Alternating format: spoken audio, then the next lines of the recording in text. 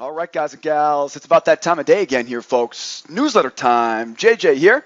SchoolOfTrade.com. SidewaysMarkets.com is our blog address. It's Thursday evening, November 6th, 2014, a Thirsty Thursday here today at our corporate headquarters in Los Angeles, California. A beautiful early November afternoon here. As we get wrapped up here for the week, we got some big, huge news on the horizon tomorrow. All eyes shift to non-farm payroll Friday. We're going to talk about that tonight. We're going to really focus tonight, though, on getting ready for the reaction to tomorrow's non-farm payroll report. Got a lot of consolidated markets right now. Most people should stay away from these things until about 8:45 tomorrow. We got a great plan for you for tomorrow's non-farm payroll report. So stay tuned for more for a jam-packed nightly newsletter. Before we jump into our charts for tonight, though, you know how we do this. Want to make sure you guys remember, make sure you're watching this video on our blog right now, right? Maybe you're watching this video on our YouTube page, right? We've got a very popular, probably one of the biggest YouTube pages for day traders in the world. If you guys are on our YouTube page right now, there's a link below the video tonight, and that link below the video, well, it's there for a reason. First of all, 3 things here below the video tonight, or should I say 3 things here on the blog tonight. First, you can download all of my charts and have them ready for tomorrow, right? So take me up on that offer. You can download all of the charts I'm going to use tonight. You can download them all and have them ready for your own trading tomorrow morning. Second thing here, upper left-hand corner. I get a lot of emails, a lot of phone calls every day asking, how can I get into the trade room? How do you guys use the newsletter to profit? It's easy to see these levels are accurate. It's easy to see this stuff works, but I want to see more. If you're not a member at School of Trade and you're curious what it feels like to be a member of our trade room, I would love to give you guys a free pass to come out and join our live trade room, upper left-hand corner. And then third thing, lower left-hand corner, right above my ugly mug, you get a spot for your name and your email address. We have a nightly newsletter mailing list here, guys. I would love to send you an email every evening as soon as my newsletter is ready to be downloaded and viewed, right? That way you're not having to wonder when will it be posted. I usually get this newsletter out just before 8 o'clock Eastern time, and I'd love to send you an email and let you know when it's ready. Join that nightly newsletter mailing list. So, to recap, 3 things here on the blog here at SidewaysMarkets.com. First thing, download today's charts right below the video. Second, free pass, upper left-hand corner. And third, join that newsletter mailing list so you never miss another update.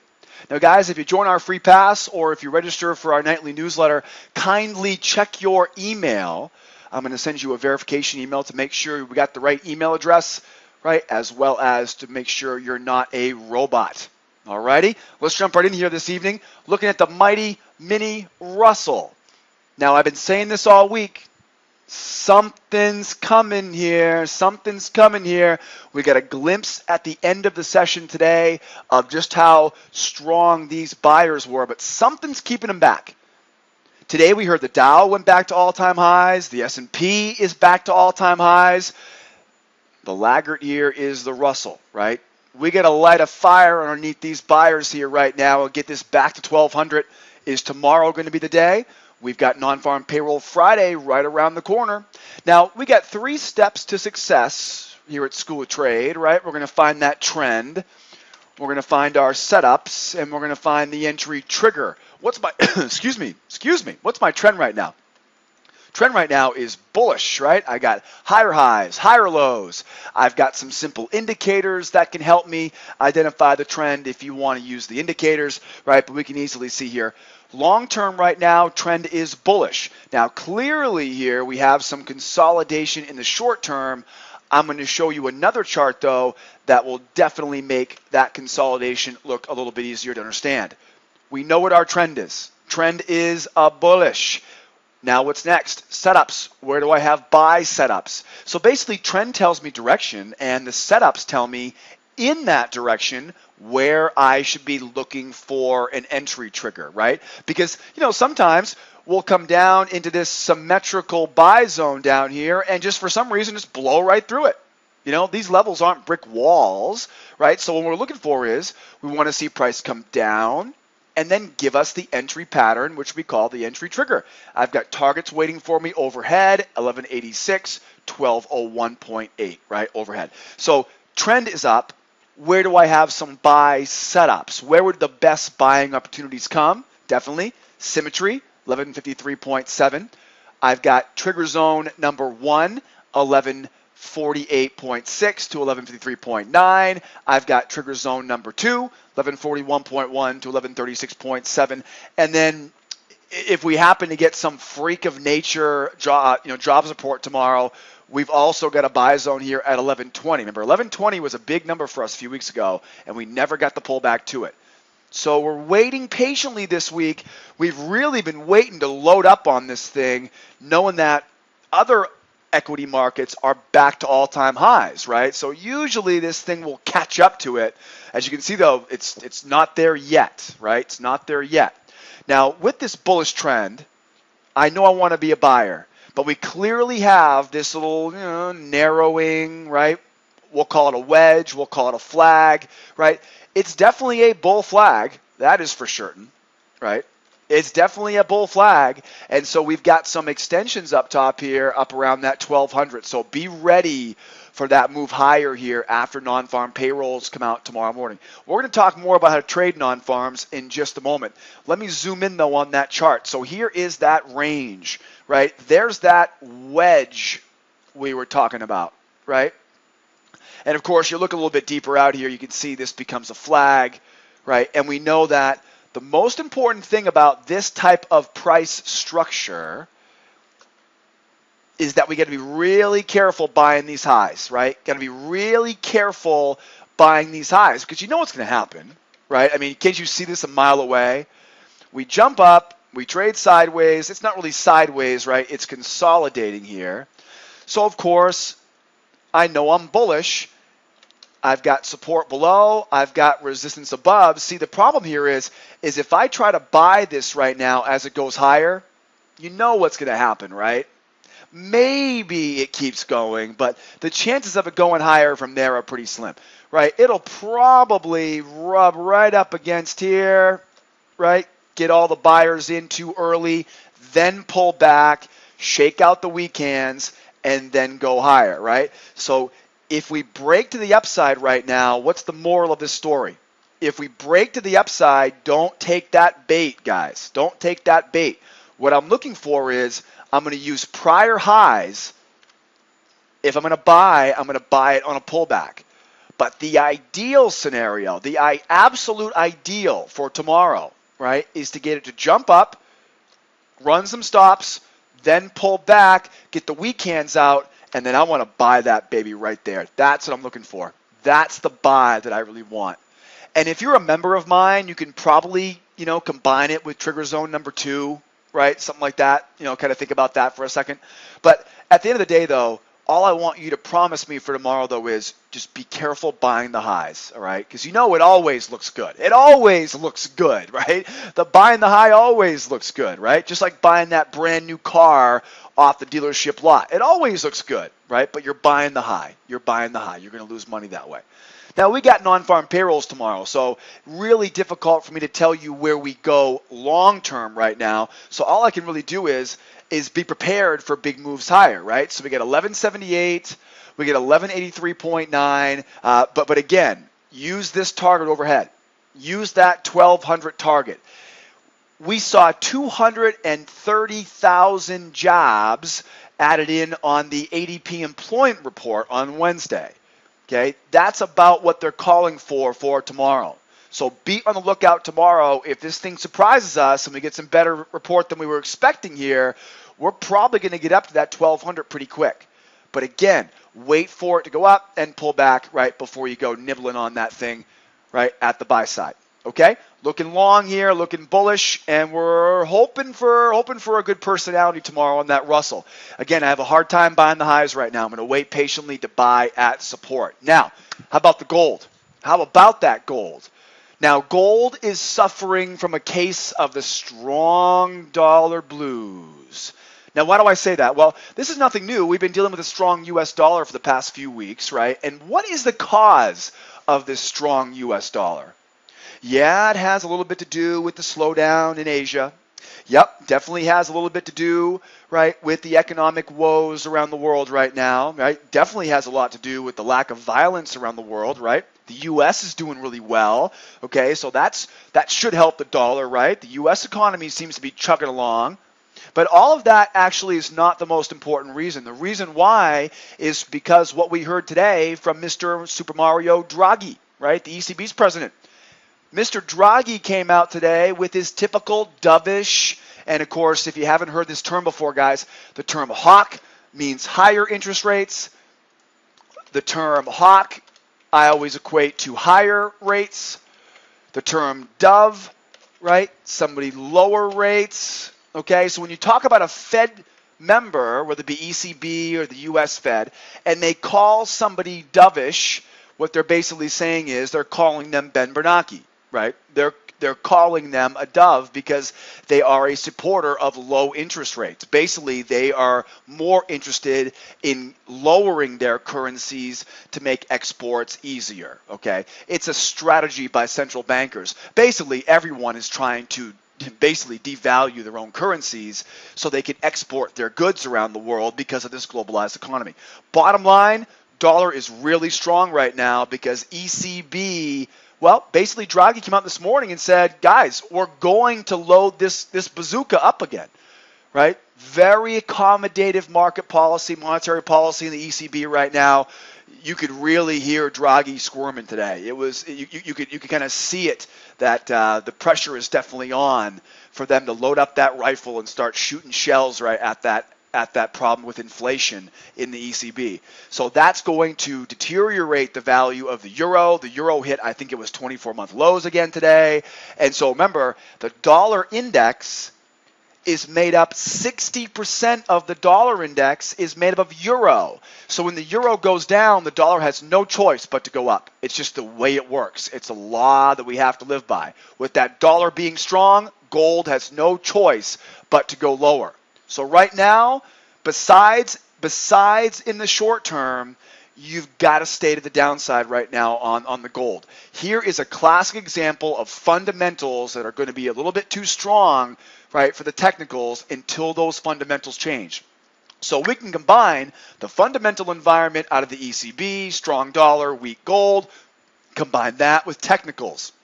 The technicals right now, I am a technical trader. I'm a pattern trader. It's the only way I think it's easy to learn this great business. Okay, I love trading patterns because patterns help me to capitalize on the weak hands. It helps me to, I can teach you patterns. I can't teach you 30 years experience, right? It's easy for me to teach new traders patterns. So technically speaking right now, what's my trend? I'm down, right? Trend is clearly down right now. Lower lows, lower highs, right? We get a little bit of a sideways range here going on this week, and that's expected. Election day on Tuesday, non-farms on Friday. We heard from the ECB today, right? I mean, heck, they should have just thrown in FOMC this week and made it even more important, right, for that gold to go sideways. So gold's trading sideways. It's perfectly expected ahead of non-farm payrolls, election day on Tuesday. No surprise here. But we got to remember, stay focused on selling those highs. Downtrend. Where do I participate in a downtrend? I sell, right? I'm selling the highs here as we go higher. 52.5, 56.1, 60.5, 66.9, and boy, God forbid, 1175 even. I don't see us going that high tomorrow, right? But I definitely will be looking for, as this price goes up, I'm going to continue looking for selling opportunities. And don't forget about this little trend line right here, right? That's a little trend line, and that trend line will probably continue to be a key trend line for us here as we go lower.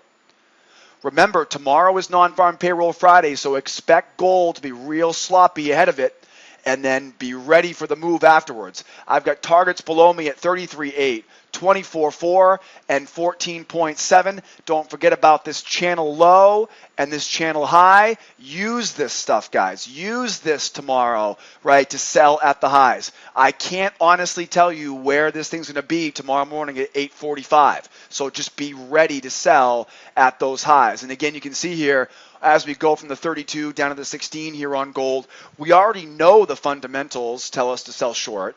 We already know the long-term trend is down. I can use my little indicator package here to tell me that we are long-term and short-term bearish. So there's no question about what direction I want. Now it's just trying to find tests of these overhead resistance levels so I can execute those trades short, right? Had a wonderful sell up at the highs earlier today, all the way back down to those lows. I've been telling you guys this for a week now. Just wait for price to go up to the high of this range and sell it right back down. If you can get to this before too late tonight, or should I say too close to, say, 7 a.m. tomorrow morning, if you can get the short, you get another one you're waiting for, your 46.9 to 47.9. Just be careful tomorrow at 7 a.m. or later on the gold, as gold will definitely be trading very slippery tomorrow, ahead of non-farm payroll Friday. Oh, one more thing here, don't forget. I want to be ready for whatever this day brings. So I've got some big extensions up top, right? If we happen to go higher, you can use that as a level of resistance, or if you're a buyer, you can use it as a target. Obviously, I'm not going to be selling short, but if you were to be a buyer, you could use that level overhead, 1160.5. That'll be an easy target. Ideally, we want to see it go up, right, and then get short off these highs. I've got targets at 34. I get targets 29.8. I'm not even really going to worry about this low because, I mean, in all reality, if we go lower tomorrow, we're going to be going lower pretty strong. So 34, 29.8, I think that was all I got down there. Yeah. So targets below for the short sellers, targets above, right, for all the crazies being a buyer tomorrow morning. Be careful out there on gold, ahead of that non-farm payroll report. Last but not least, we move from the gold to that black gold here, the crude oil futures. My 32 anchor here, and again, no surprise here, right? A lot of these markets have been consolidating this week. I told you guys on Monday it was going to be a weird week. We got the election on Tuesday. Thursday was the ECB report. Friday's non-farm payrolls. Like I said before, I mean, they might as well have thrown in, there might as well have been an earthquake somewhere, a tsunami. I mean, this was that week where you knew it was going to be a little bit touch and go because of all the stuff happening this week. If we look at this on crude, again, very consolidated, but we know what our trend is. Our trend is down. Now, crude oil really is another market that's suffering from the whole strong dollar blues, right? The ECB's talking about loading up the gun, right, and firing off some more stimulus. That makes the euro go lower, makes the dollar go higher. And now, because crude oil is denominated in dollars, if the dollar goes higher, by default, crude oil will go lower. If you want to get real intricate with it, basically as our dollar bills are worth more, the price of a barrel of crude oil becomes less by comparison. When things are less, they are in more abundance. When things are in abundance, prices fall. Okay, so we know there's that negative correlation between the dollar, crude, and the dollar and gold. Looking at this crude though right now, what's our plan? Okay, trading sideways, consolidating ahead of the news. Same plan as we had on gold. I really want to try hard to stay patient. Boy, we had that sell here earlier this week. We missed that sell zone by a tick. Now, we had a resistance level up top here, right? This was a target there at that 79. So we did get the sell off that high earlier. That was on Monday.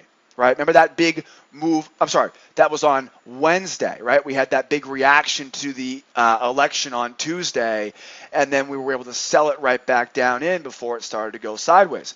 So just barely missed that high there. That means if we get to that 79.50 area, 79.36 to 80.19, this is going to be a great spot to be a seller.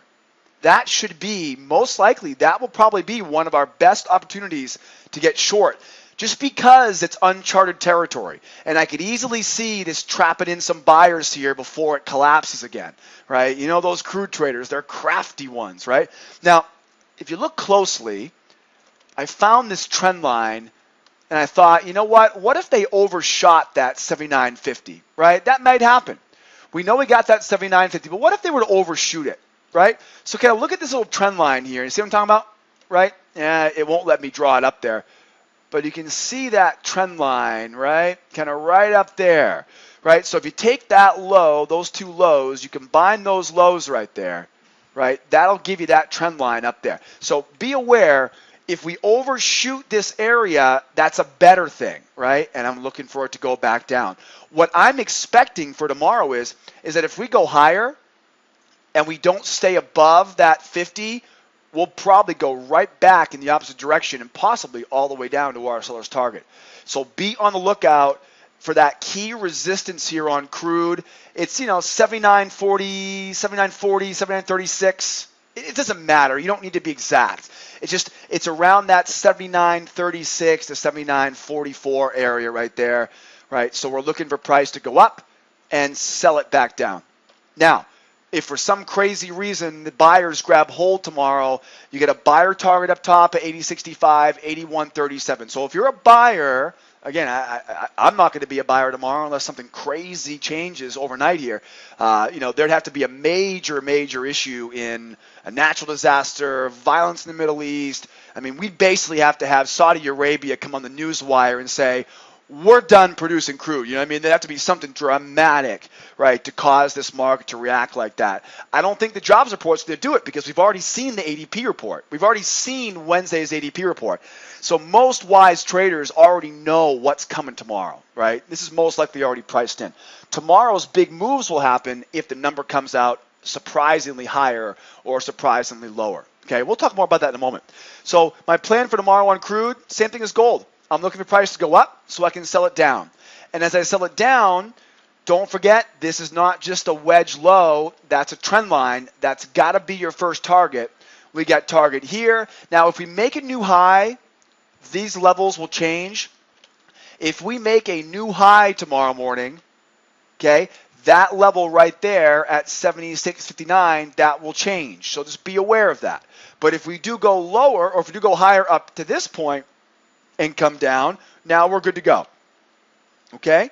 As always, come out and see me tomorrow. I'll give you guys the updated information if we do make those new higher highs. So as we go lower here, I've got targets 76.59, 75.84, and then that, my friends, is $74 a barrel. Yeah, 74.19. I'll call it the non-farm payroll seller's target, right? And this is only $3 down, guys. That's only $3 down to 74. So I'm not worried about that at all. This is crude we're talking about, right? This baby could go $5, $6 tomorrow if it really wants to. So we are ready for whatever this day throws at us tomorrow. If we end up going higher, I've got targets waiting for me above. If we end up going lower, I've got targets waiting for me below, right? I have no idea what tomorrow's going to bring, nor do I care. I don't care. It doesn't mean, I don't need to know. All I need to do is tomorrow morning, wake up, get to my desk, look what direction we're going in, right? Wait for the news to come out, and we're off to the races tomorrow after that news comes out. Okay, final chart here, 16. Now, this chart is a really good chart. This is I think this is probably one of the most useful charts of tonight's newsletter. Because, you're looking at this thing on a wedge on the 32. I look at the 32 right now and I see, okay, nothing special here, right? It's just a price wedge. Right now, yeah, we know we're bearish, but we look relatively balanced on this chart. But now we go a little bit faster, and now we see, no, we're not that balanced. We are definitely moving to the downside. We still have to be aware that this trend line is acting as support. But this does not look nearly as bearish, right, than we just saw, as balanced as we just saw in that 32. So I'm looking at this going, all right, there's your price wedge, right? That's pretty easy to see the price wedge. So we know we got that wedge there still, which means, you know me, right? Just don't sell the darn low. Just don't sell the low. Here's the beautiful part about selling at a premium, selling at the highs. The best part is you don't have to worry about being caught on the wrong side of the market, right? 78.10, 78.66, 79.08, 79.44, right? We've got 1, 2, 3, and 4 areas here overhead that we can sink our teeth into. Any of those will work, and I've got targets waiting for me at 76.87. Guys, notice how that target is right about the low of that new short-term channel that we found. So just keep in mind, remember, these channel lows are dynamic. If we don't get there until later on, it'll be a little bit lower, right? So that 76.87 is a great target, but it's not the same as the low of that channel. Okay, so use the low of that channel as a separate target there. I've got 76.28 and 75.62. This is a fast time frame for an anchor chart, so those will be your short-term targets. And then don't forget, you've got your long-term targets here off the 32. 74.19, baby, 74.19. Do I hear 74, anybody? I can't wait. Can't wait. Very excited, guys, to wrap up an amazing week we have. I'll tell you, it's been a rough and tumble week, but it's been a really good week. It's been a really good week. You know, it was great to be able to exercise our right to vote this week, right? That's what really separates our country here in the U.S. from a lot of other countries is we really do have a choice, right? We can actually choose who our leaders are, and you guys had a chance to vote this week. Really amazing to have that right? So be proud of that. That was a great part of this week. Today we heard from the ECB, right? We know what their plans are for the future now. And tomorrow we are going to get one of two news events that have long-term lasting impacts on the markets. Now, last week, we had the other long-term news event. What am I talking about, Joe? What are you talking about? What are you talking about? We have only two news events for all the markets that have long-lasting effects on the market in the future. Everything else is usually just little teeny tiny, short-term impacts, right? And the market goes back to where it was before. What are the two news events that have long-term, right, implications? Last week, the FOMC report. 8 times a year we hear from the Federal Open Market Committee here in the U.S. The second one is tomorrow, the employment situation at 8:30 a.m. Now, guys, we've got quite a bit of news you can see here coming out tomorrow morning in Europe. I don't have anything in London. I'm sorry, nothing in Asia overnight, right? We got nothing coming out in Asia overnight for good reason, because nobody's going to care about it. And even though we do have quite a bit tomorrow morning, it doesn't matter, guys. All eyes and ears are going to be focused on tomorrow's non-farm payrolls. So Friday, November 7th, right, the first Friday of every 1 month is non-farm payroll Friday, unless, of course, the first day of the month is a Friday. We've got 2 o'clock, 2:45, 2:45, 3:15, 4:30. So, guys, there's a lot of news tomorrow, and you will most likely see some movement tomorrow morning before that 8:30 a.m. news report comes out. But here's what you got to remember. The markets are moved by large money traders, right? We call them the elephants, right? The strong hands in the market. These are the guys that provide liquidity for all of us day traders, and they are the ones that basically move the markets. Well, put yourself in their shoes this evening.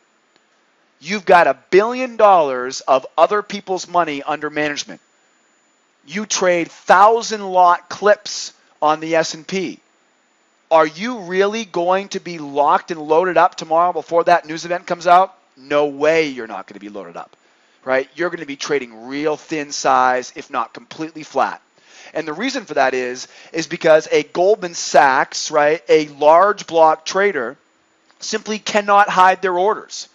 So a large block trader cannot exit their positions tomorrow morning ahead of this news. They can't, right? Why? Because they'll move the market. Even more importantly, they'll broadcast their intentions to the rest of us, right? They can't do it. So earlier on this week, traders have been building positions and manipulating their portfolio in anticipation of this employment report tomorrow morning. What does that mean? That means there'll be nobody of any significance that are entering or exiting positions tomorrow morning. So just be patient. Again, we get a ton of news tomorrow in London, so you're probably going to see some rookies and retail traders having some fun. But be aware, you are playing with rookies and retail traders. Okay, it's dangerous. It's much easier to play with professionals. They're consistent. Okay, they're consistent. So be careful tomorrow morning and wait until the non-farm payroll number comes out. Now, talking about the non-farm payroll number tomorrow, there is one of two scenarios. Tomorrow morning, if we're going to trade after non-farm payrolls, there is one of two scenarios. Scenario one is the news comes out as expected. Scenario 2 is the news comes out higher or lower, right, than the estimate, right, than expectations. Okay, so this is easy. There's only two options here. It either comes out right as they expected, or it comes out higher or lower. Now remember, we already heard from the ADP employment report on Wednesday morning. 230,000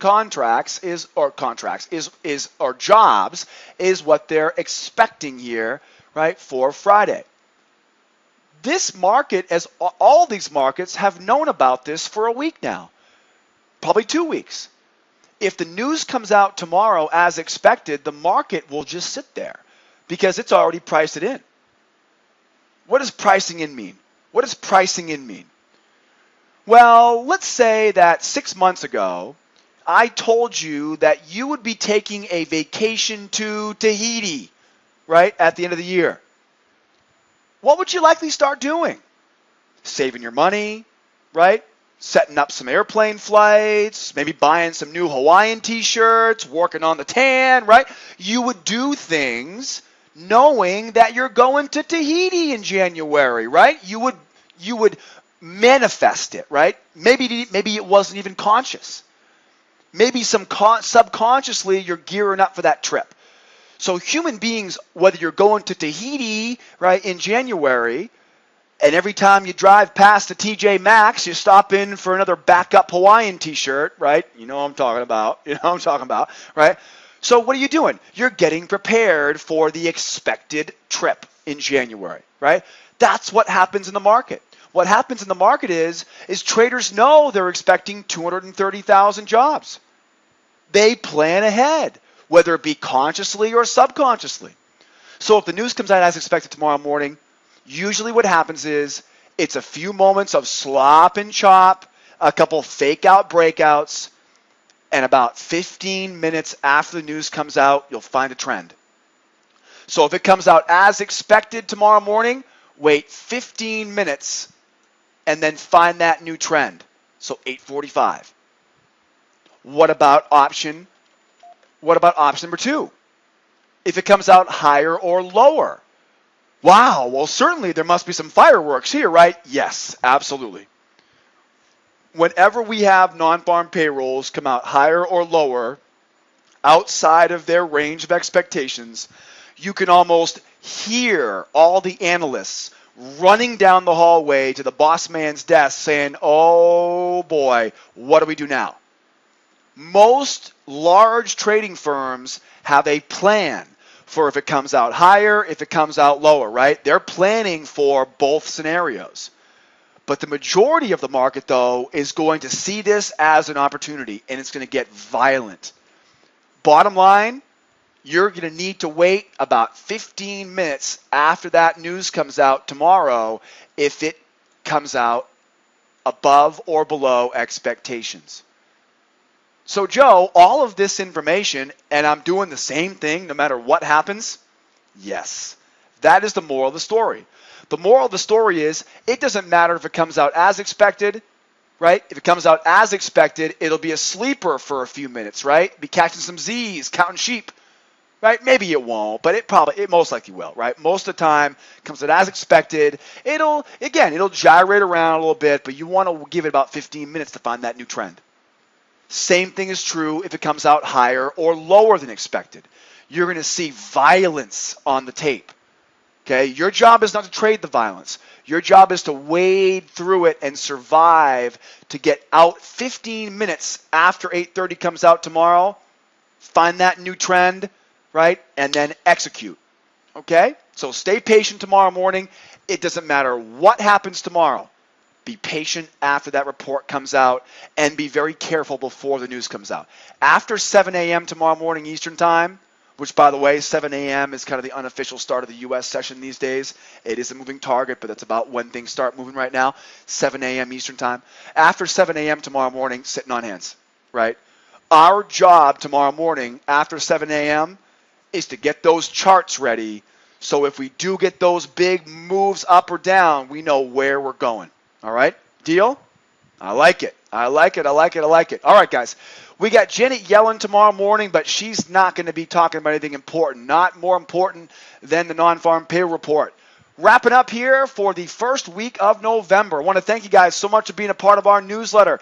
Don't forget, grab your free pass, join the newsletter list, download those charts for today, and of course, you know me, want to remind you guys before I let you guys go, head on over here to SchoolOfTrade.com, join our free trial. You're going to learn more in that free trial than most other education websites teach you for thousands of dollars.